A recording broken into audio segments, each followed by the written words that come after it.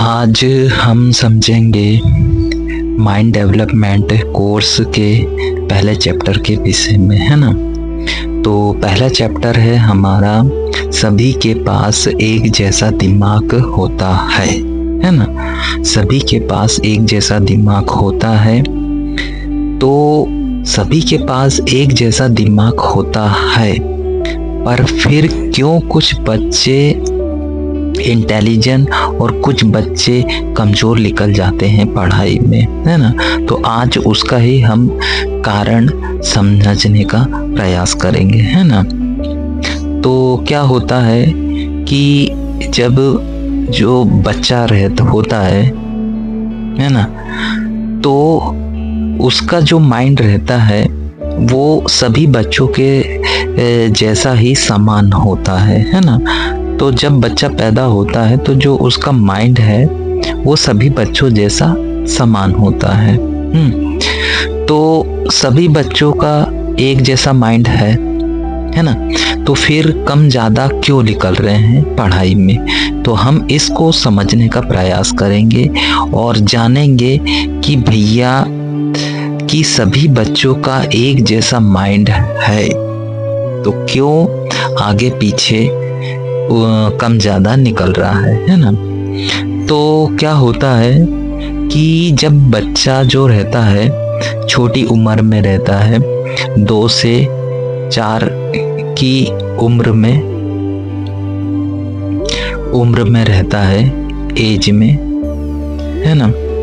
तो क्या होता है कि इस टाइम पीरियड में, क्या 2 से 4 के टाइम पीरियड में उस समय बच्चे को जो चीज़ सिखाई जाती है, बच्चा जो चीज़ देखता है, समझता है, छूता है ना, उन्हीं चीज़ों के लिए उसका माइंड एक्टिव होने लगता है ना।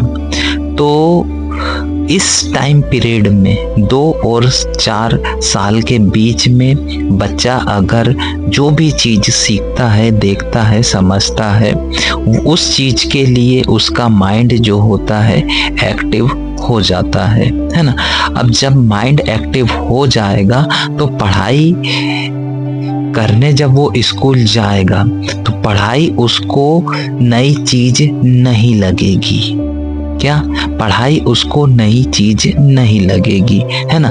तो संभावना पूरी है कि वो बच्चा इंटेलिजेंट बने, क्या वो बच्चा इंटेलिजेंट बने, है ना।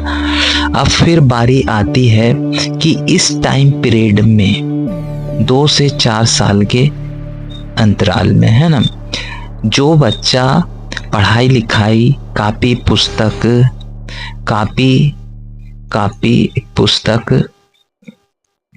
पुस्तक को देखता भी नहीं है, समझता भी नहीं है, छूता भी नहीं है, उसके माँ बाप भी उसको इन चीज़ों से परिचित नहीं करवा पाते हैं, तो उसका माइंड इन पढ़ाई लिखाई कापी पुस्तक के लिए एक्टिव नहीं हो पाता है। वो मेमोरी माइंड में नहीं बन पाती है पढ़ाई से रिलेटेड, कापी पुस्तक पेंसिल से रिलेटेड, है ना।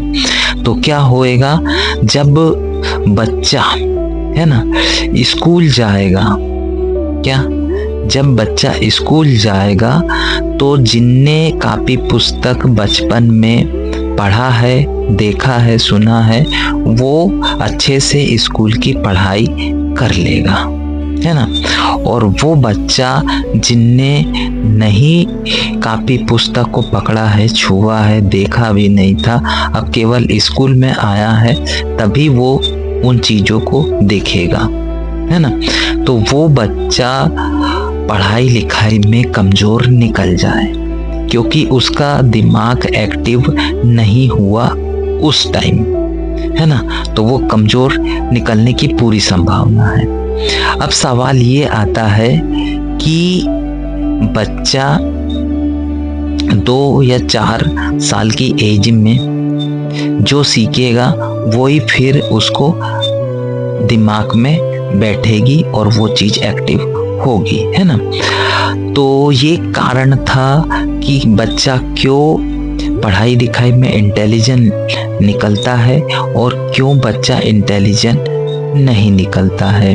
अब मैं ऐसा नहीं बोल रहा हूँ कि जो पढ़ाई लिखाई में इंटेलिजेंट है वो बच्चा इंटेलिजेंट है, और जो पढ़ाई लिखाई में नहीं है वो इंटेलिजेंट नहीं है, वो भी इंटेलिजेंट है। मतलब क्या है कि मतलब ये है कि जो बच्चा है ना बचपन में 2 या 4 साल की एज में कापी पुस्तक पेन पेंसिल को नहीं पकड़ पाया, नहीं छू पाया, या उससे रिलेटेड उसके दिमाग में बात नहीं गई, है ना, तो इंटेलिजेंट ना निकले, है ना, पढ़ाई लिखाई में कमजोर निकले। तो क्या होता है, उसका दिमाग जो है वो तीसरे चीजों में तेज निकल जाता है, क्योंकि दूसरे चीजों के लिए उसका जो माइंड है एक्टिव हो गया है, तो उसका दिमाग उस तरफ ज्यादा जाएगा, पढ़ाई तरफ कम जाएगा। अब पढ़ाई तरफ ज्यादा जाए उसके लिए क्या करना होगा, उसको फिर हम नेक्स्ट वीडियो में बताएंगे अपने नेक्स्ट चैप्टर में, है ना। तो माइंड डेवलपमेंट कोर्स जो आपको इंटेलिजेंट बनाने के लिए ही बना हुआ है, इसका फ़ायदा आप उठा सकते हैं।